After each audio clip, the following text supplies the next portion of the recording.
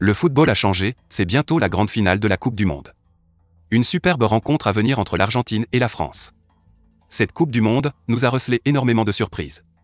Des défaites improbables de grandes nations du football, surtout l'élimination en phase de poule de l'Allemagne et la Belgique. Sans oublier la sortie prématurée de l'Espagne dès un huitième de finale face au Maroc. Cette Coupe du Monde restera à jamais gravée dans les annales. Avec ce parcours magistral du Maroc, qui est la première équipe africaine à atteindre les demi-finales d'un mondial. C'est totalement incroyable. Le football s'est énormément amélioré au fil des années. Avec les 5 remplacements, la goal line technologie, la VAR, plein de nouvelles innovations qui améliorent grandement la qualité de la production footballistique. Aussi, il y a beaucoup de jeunes talents, beaucoup plus médiatisés qu'avant, Mbappé, Félix Joao, De Jong, Takefusa Kubo, De Ligt. Et les joueurs deviennent plus athlétiques.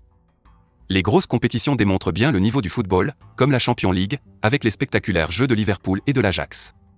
Ou la Copa Libertadores, l'équivalent de la Champions League sud-américaine, le niveau du football évolue énormément au fil des ans. Effectivement, notre connaissance du corps humain se développe et nous permet de créer des entraînements toujours plus perfectionnés. Comparez par exemple la musculature des footballeurs aujourd'hui et ceux d'il y a 50 ans. Mais il n'y a pas que ça.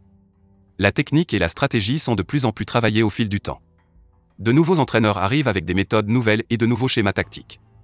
L'expérience nous a permis d'apprendre ce qui fonctionnait et ce qui fonctionnait moins. En termes de comparaison, le niveau qu'avait Pelé à l'époque, aussi grand fut-il, ne lui permettrait pas, selon nous, aujourd'hui de se démarquer dans un grand club européen. Mais de tous ces aspects positifs, il se dégage un élément fondamental assez subtil mais d'une extra importance que le football moderne a du mal à perpétuer. Ce sont les joueurs avec du vécu. Avant, vous aviez des joueurs charismatiques. Bien moins talentueux que ceux de cette nouvelle génération, mais avec du cœur et les tripes. À l'image de Gattuso, Marchisio, Totti, Vidal, Essien, Gérard, Lampard, Forlan, Tevez, Diego Milito, Zanetti, Rooney, Robben, Van Persie, Vidic. Drogba, Inzaghi. Des joueurs loin du titre du Ballon d'Or. Mais qui étaient d'un niveau incroyable. Des personnalités fortes qui jouaient avec du cœur, de l'abnégation, du courage, de la foi et de l'envie. Des hommes de valeur qui, au-delà de ce sport, donnaient leur vie sur une pelouse. Ils avaient un tel attachement à leur couleur que l'argent n'avait pas autant d'influence et d'impact sur eux tel que cela est perceptible maintenant. Des hommes et des footballeurs valeureux qui ont sacrifié leur santé physique pour ce sport. Lors de cette déclaration de José Mourinho, je dois m'adapter à ce que sont les jeunes joueurs maintenant. Lampard à 23 ans était un homme. Aujourd'hui, les joueurs à 23 ans ne sont pas des hommes, ce sont des gamins, affirmation que nous partageons totalement car les footballeurs d'aujourd'hui sont enfermés dans leur système de jeu, aucun ne prend d'initiative. Ils sont tout formatés au règlement strict du coach. Ce qui est pour nous une facilité. Le mental et la prise d'initiative sont aujourd'hui des denrées rares dans le football moderne. La faute à ce système de joueurs prometteurs.